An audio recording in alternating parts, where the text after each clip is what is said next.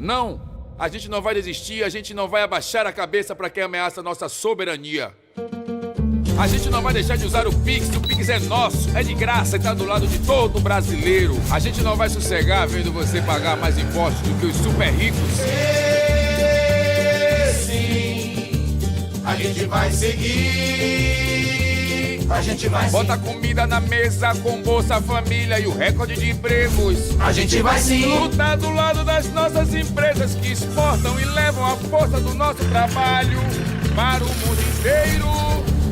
A gente acredita sim em um país forte e independente, um país que diz não pros privilégios e sim pra justiça social.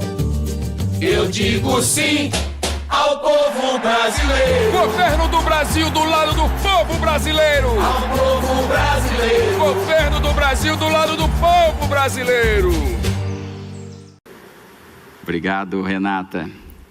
Então eu tenho a honra de convidar para o encerramento dessa noite tão especial um entusiasta e incentivador da nossa indústria nacional, um filho orgulhoso do nosso setor automotivo brasileiro, o excelentíssimo senhor presidente da República do Brasil, Luiz Inácio Lula da Silva.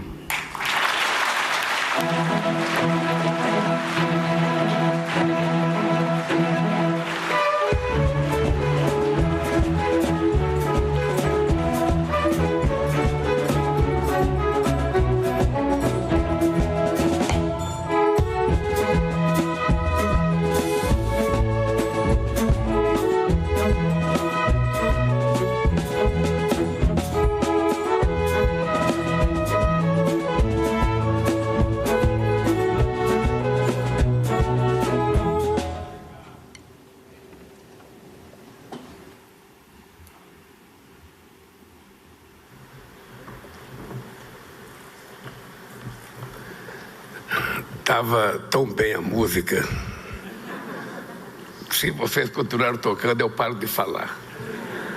Bem, eu queria dizer poucas palavras, porque eu tenho um discurso por escrito, mas não vou lê-lo porque eu vou repetir coisas que já foram faladas aqui.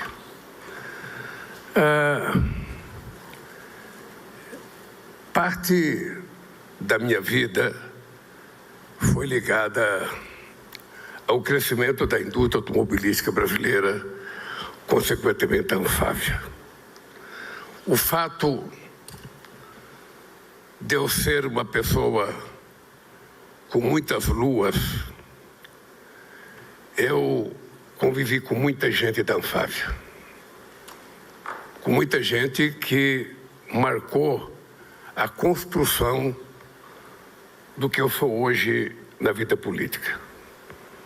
Eu não esqueço nunca as grandes movimentações sindicais que nós fazíamos na porta das fábricas, tendo o companheiro Luiz Scheuer como diretor da Mercedes-Benz, ainda não da Anfávia, e que nunca não nos tornamos adversários. Nós sempre mantivemos uma relação altamente civilizada, eu diria quase que uma relação de companheiro, mesmo em época de conflitos, porque muitas vezes não só a empresa radicalizava que não queria fazer os acordos necessários, como muitas vezes os trabalhadores radicalizavam querendo mais do que as empresas podiam dar. Eu lembro muito do Mauro Marcondes da Volkswagen, lembro muito do Mário Garneiro, que foi presidente da Anfávia durante muito tempo, e dirigiu a Anfávia na greve mais importante, sabe, que foi a greve de 1980, a famosa greve dos 41 dias.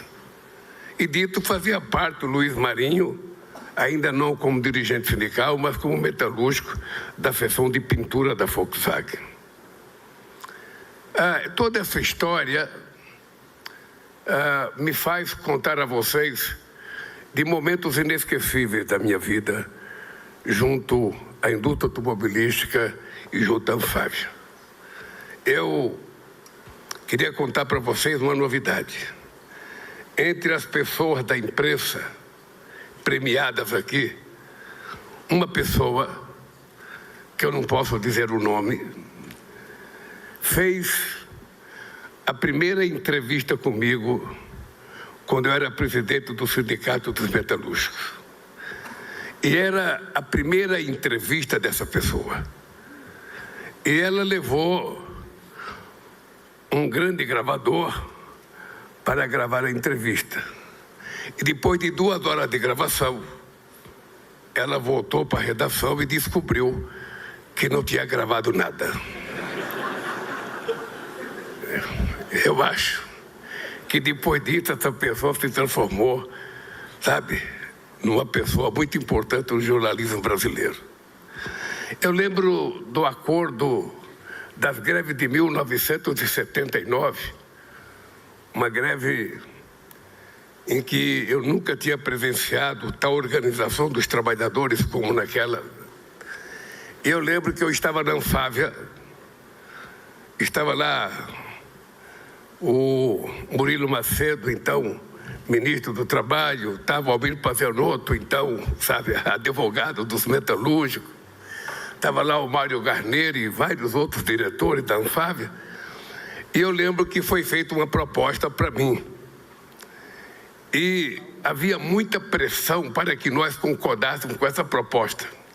E a proposta realmente era uma proposta razoável. Eu diria, era uma proposta boa. Mas nunca um dirigente sindical tem coragem de dizer para os trabalhadores: a proposta é boa. Ele vai dizer: não é tudo o que a gente quer.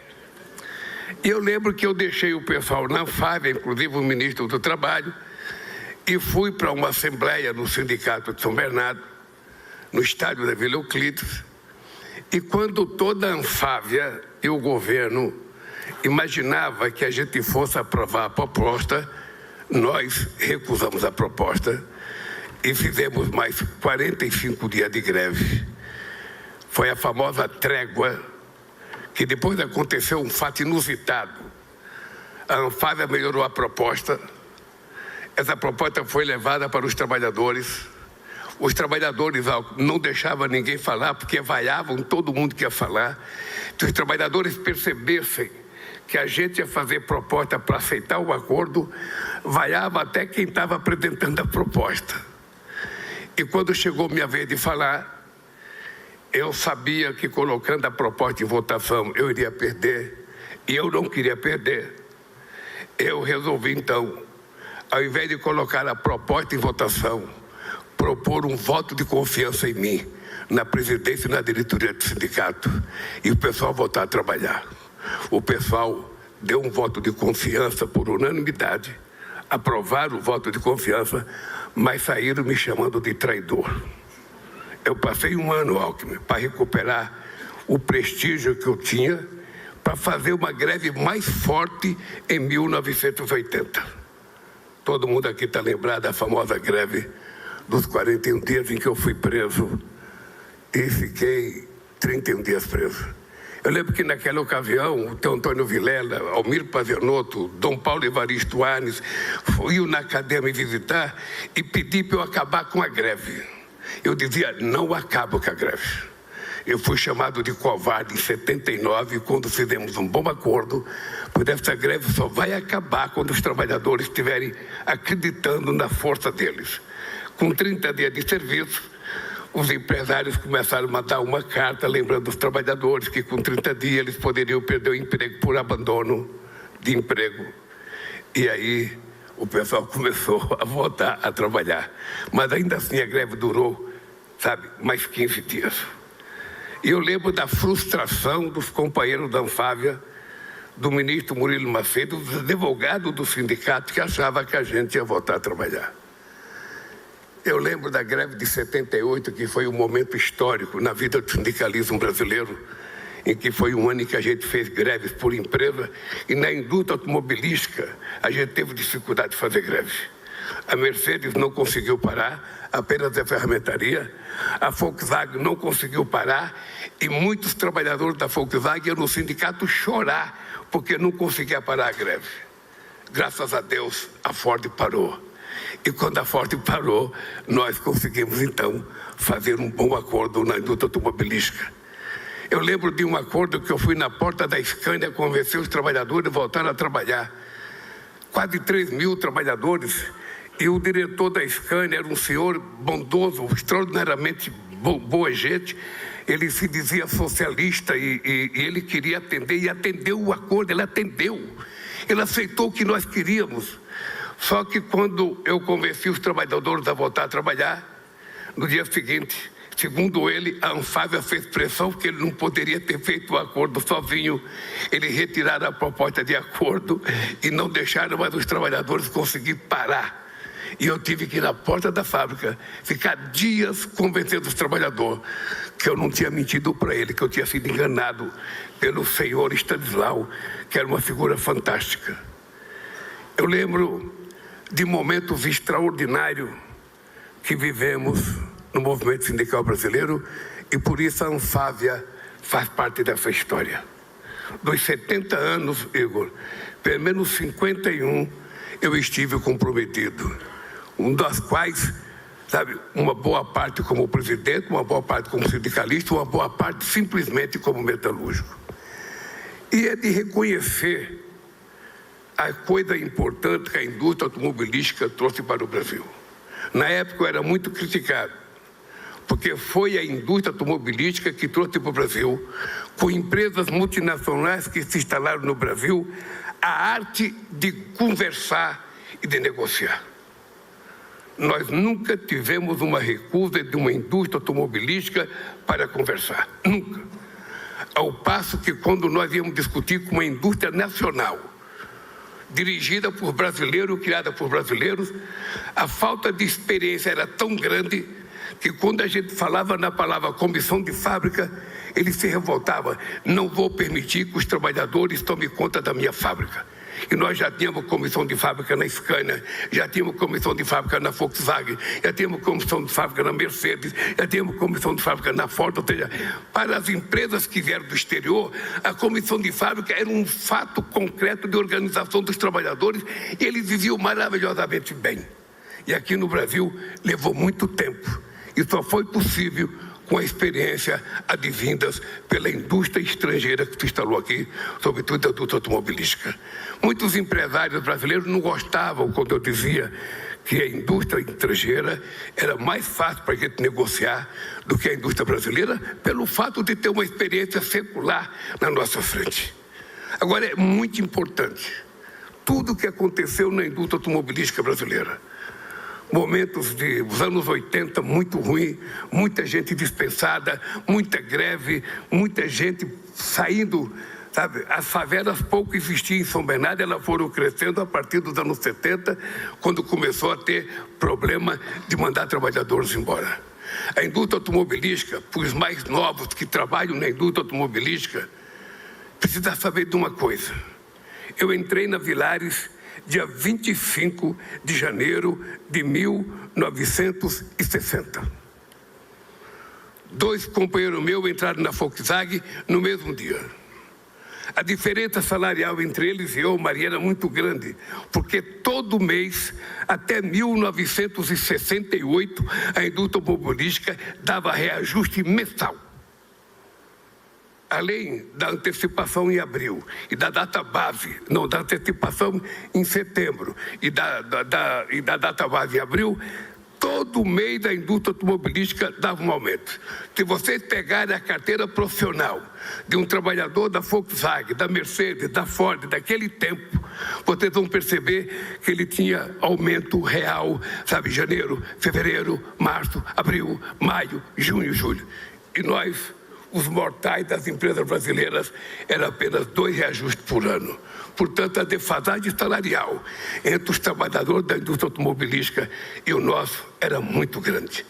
Vocês não têm noção o que era trabalhar numa empresa pequena, Alckmin, o que era trabalhar numa empresa pequena e ver o trabalhador da indústria automobilística brasileira na época de Natal.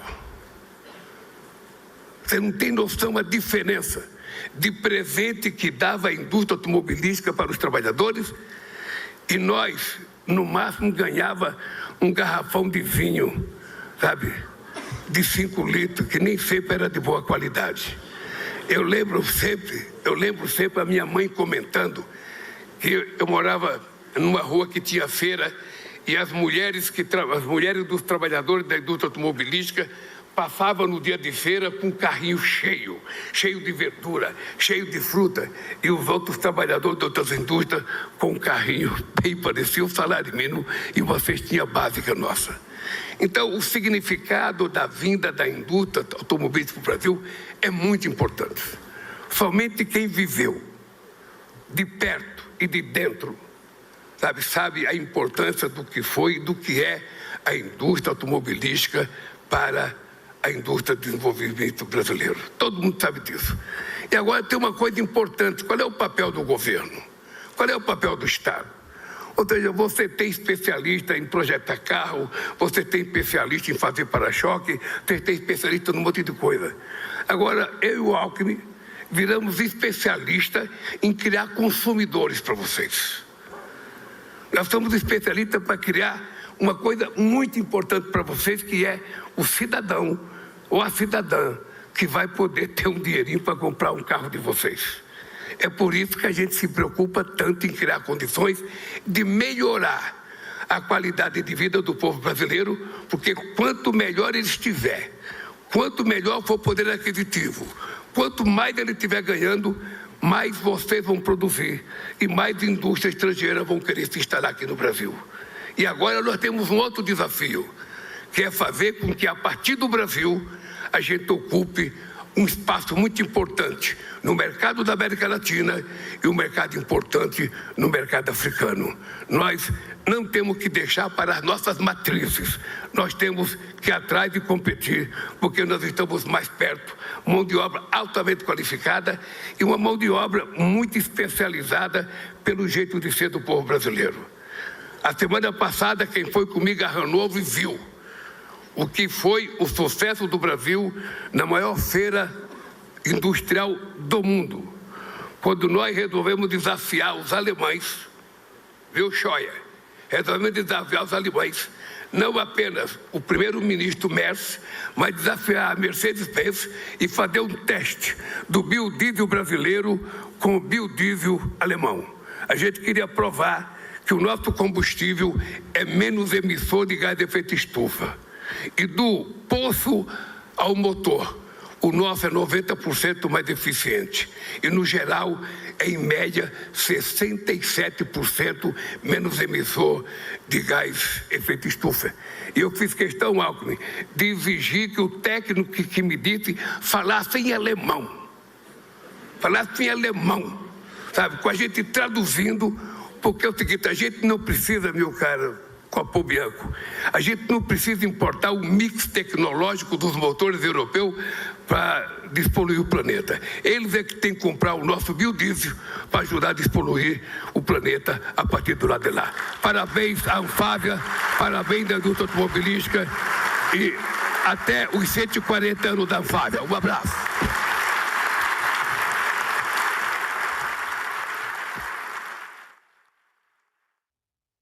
Acabamos de acompanhar a cerimônia de celebração dos 70 anos da Associação Nacional dos Fabricantes de Veículos Automotores. A Anfávia representa 26 empresas responsáveis pela produção de autoveículos e máquinas no Brasil e reúne praticamente toda a base produtiva instalada no país.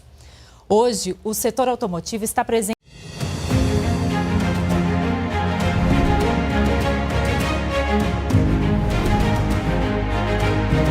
No programa desta semana, você vai saber como foi a Assembleia do dia 28 na Alesp. Vai ver o ato em solidariedade a Cuba e vai conhecer um livro sobre as comunidades quilombolas. Acompanhe. No dia 28 de abril, terça-feira, os profissionais da educação realizaram uma assembleia da categoria em frente à Assembleia Legislativa do Estado de São Paulo. Na manhã do mesmo dia, a APUESP reuniu seu Conselho Estadual de Representantes para avaliar a conjuntura e reafirmar sua pauta em defesa do salário, da carreira e dos direitos dos professores. Após a reunião realizada nesta manhã de terça-feira, dia 28, do Conselho Estadual de Representantes da APUESP, um ato realizado aqui em frente à Assembleia Legislativa visa pressionar os governos contra o projeto de lei 1316, que muda muitas regras na educação pública do Estado. Salve, salve! Professores e professoras do Estado de São Paulo! Que satisfação ter os aqui nas ruas por uma luta que nós temos tido. Aliás, é incessante a nossa luta. E é importante, sim, teremos que entender também o momento conjuntural. Nós temos que entender que é importante nós podermos fazer um pleno debate público, né, do que significa um Estado democrático de direito e um Estado autoritário. Nós estamos entendendo que essa é uma reforma administrativa da educação e que é óbvio, vai ter efeitos perversos na qualidade da educação. Porque ao invés de atacar o problema da educação pública, que é a falta de investimento, a falta de valorização, a falta de condições mínimas para que o trabalho pedagógico seja feito, o governo opta em punir, em sancionar, em vigiar, em assediar os professores. Na verdade, nós estamos falando de uma reforma administrativa disfarçada de um projeto de lei que teria a intenção de regulamentar, de acertar algumas questões no dia a dia das escolas. Mas é um projeto muito ruim, sobre todos os aspectos. Mas que se possa buscar mediar, é um projeto que ataca a questão das faltas que os professores têm direito, segundo a legislação existente do plano de carreira dos professores, do Estatuto do Magistério, da legislação estadual. É uma política de privatização, é uma política de reduzir o poder público dentro das unidades escolares e jogar na mão da iniciativa privada. Vamos continuar nessa luta por vocês, filhos e filhas da classe trabalhadora. Esse projeto começa a tramitar hoje no plenário, começa o debate hoje no plenário, e parece que depois de 6 horas é que ele pode ir para a pauta de votação. Mas a gente está aqui resistente, junto com a professora Bebel, nossa deputada, que é fundamental, tem feito um trabalho gigante no sentido de denunciar o governo do Estado de São Paulo, mas também propor alterações no projeto, que aí são fundamentais para minimizar os efeitos nefastos que a sua aprovação poderia recair sobre as professoras e os professores. A sessão da Alesp, que iria discutir o projeto de lei, foi adiada por falta de quórum. Na Casa de Portugal, a APUESP esteve entre as entidades presentes no ato em solidariedade ao povo cubano, defendendo o fim do bloqueio econômico imposto à ilha. O ato, realizado em São Paulo no dia 27 de abril, buscou chamar atenção para as graves violações que a política intervencionista dos Estados Unidos tem causado, e contou com a presença do Cônsul-Geral de Cuba em São Paulo. Eles dizem que Cuba é um estado fallido. Não, meus queridos companheiros, Cuba não é um estado fallido. Cuba é um estado cercado. Cuba tem sido uma referência de qualidade em serviços sociais universais e gratuitos. A educação é um dos melhores exemplos. O país tem uma das taxas de alfabetização mais altas do mundo. Cuba que tem uma história, né, muito bonita, né, uma luta por justiça social e que eles conseguiram avançar muito. Não há uma criança que passe fome em Cuba, apesar de toda a crise. Não há uma criança que esteja fora da escola, apesar da crise. E nós, professores e professoras do Estado de São Paulo, não poderíamos estar aqui sem fazer essa reverência à necessidade de solidariedade entre nós, e a educação tem um papel fundamental. A APUESP, ela é protagonista de várias iniciativas que defende a democracia não só no Brasil, com a determinação dos povos.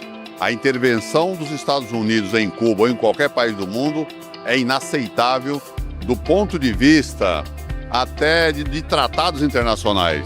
O Trump tem uma postura de um verdadeiro tirano, né? De alguém que usa do seu poder militar para poder intervir nos países. Então, a nossa solidariedade a Cuba é por uma questão humanitária. O bloqueio econômico, comercial e financeiro dos Estados Unidos a Cuba já dura mais de 60 anos. E o governo Trump tem endurecido ainda mais as regras, o que só ressalta a relevância de manifestações de solidariedade ao povo da ilha.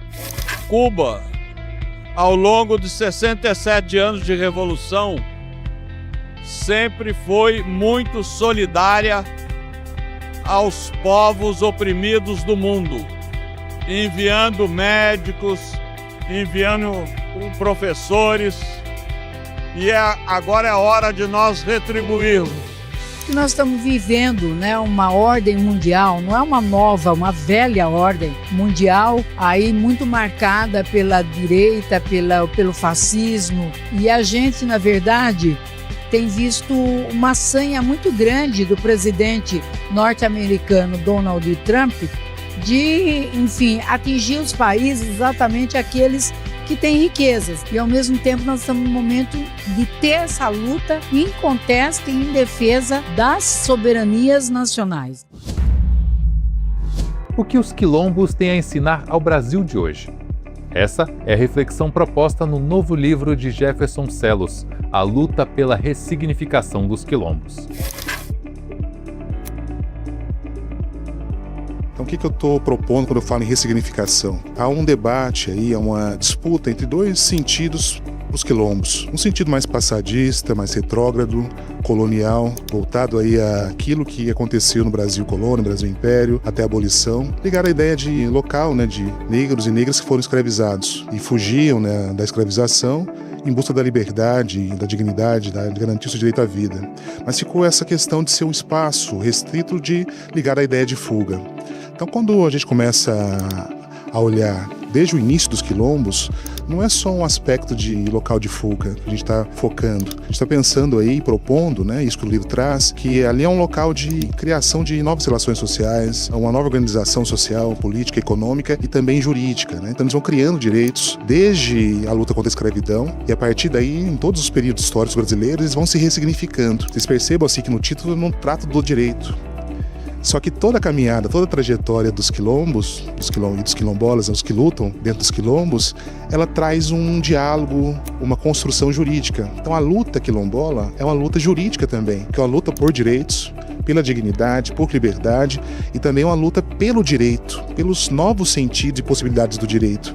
Então eu defendo no livro que eles são protagonistas, sujeitos, atores do direito. Discutir quilombos, e aí volta na primeira questão, não é um aspecto só de passado, é um aspecto atual e projeta luzes para o futuro. Então a importância de estudar não é só olhar para trás, é vivenciar o hoje e projetar os próximos passos, não só para eles, mas para todos nós. Então defender o projeto dos quilombolas, né, o projeto desse quilombo ressignificado, significa contar uma outra história do Brasil, significa contar uma outra história do direito, uma outra história dos poderes constituídos do nosso país e uma outra história da escola. Entender por que a escola não enfrenta isso. Enfrenta em duas laudas, duas folhas, falando de Palmares, que foi a maior expressão e a mais duradoura, isso é inegável. Mas no Brasil está todo polvilhado aí de quilombos, né? Então foi construído desde, né, o século XVI por quilombos, né?